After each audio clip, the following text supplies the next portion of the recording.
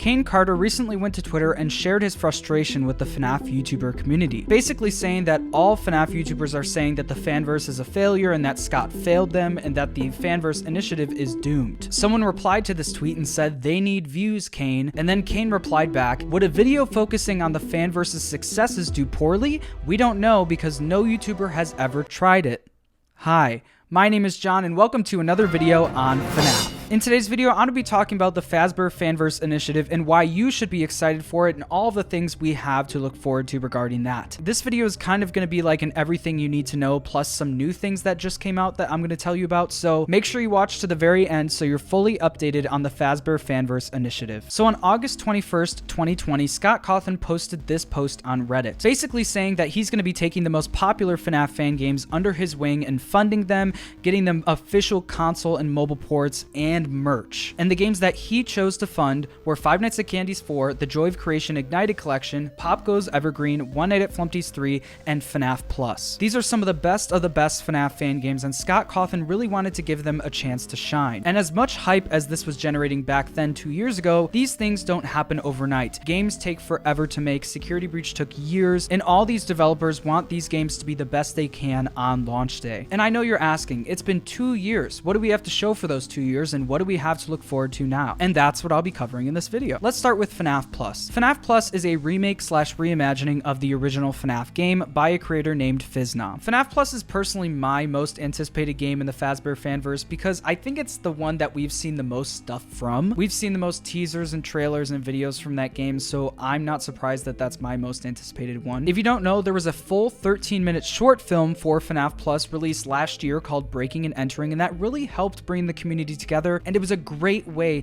to market FNAF Plus. There was a ton of Easter eggs, the animations were amazing, and it was just an overall great prologue to the game. And it worked, and a lot of the FNAF Plus marketing has worked because I think FNAF Plus has done a great job at taking what's popular and using it in their marketing. One of the most popular FNAF things in the past few years has been FNAF VHS tapes. These are like creepy VHS tapes that are in the style of like training tapes for a FNAF pizzeria, and everyone had their own lore and secrets and Easter eggs, and they were generally pretty creepy if done well. And Fiznom and his team took this and ran with it for FNAF Plus's marketing, and I think that was genius. All of the teasers and all of the trailers in the short film are in this FNAF VHS style, and I love it. I think it worked perfectly, and it got a ton of people interested in FNAF Plus. And also, we recently got a look at the FNAF Plus office slash like a gameplay look, and it looks amazing. The graphics look amazing. It looks like there's going to be a lot of new features in the style of Ultimate Custom Night almost. And we even got our first look at what the soundtrack could sound like with Fiznom posting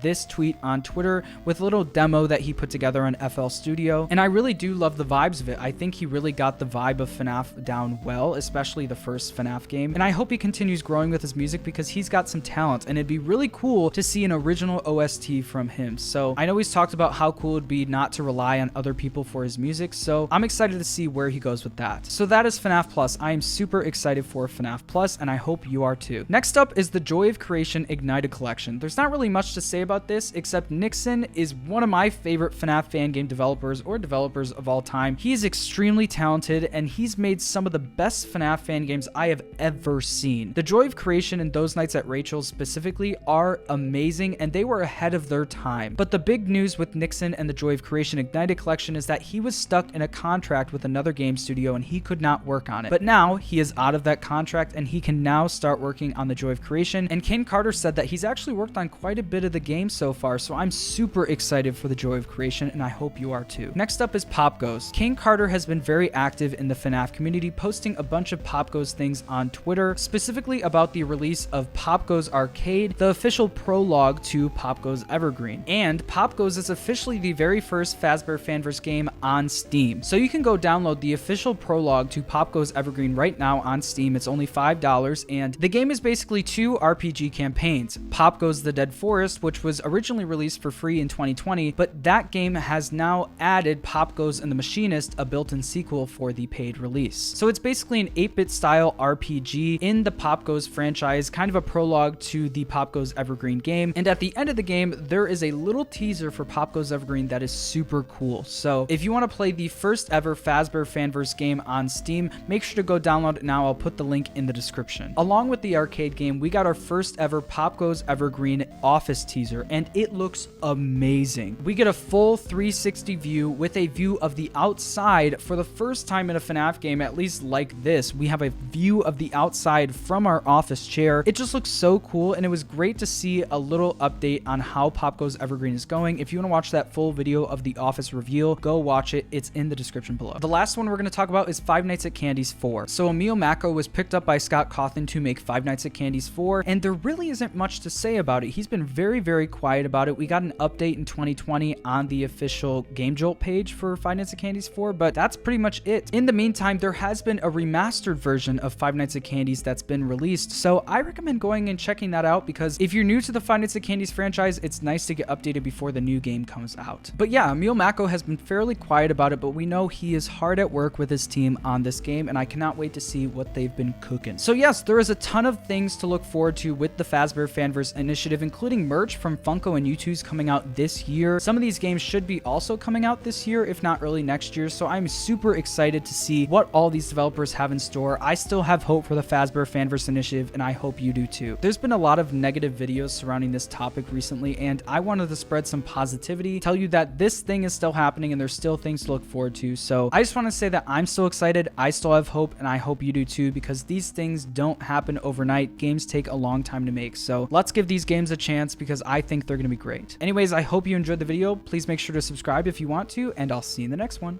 Bye-bye. Bye. Bye.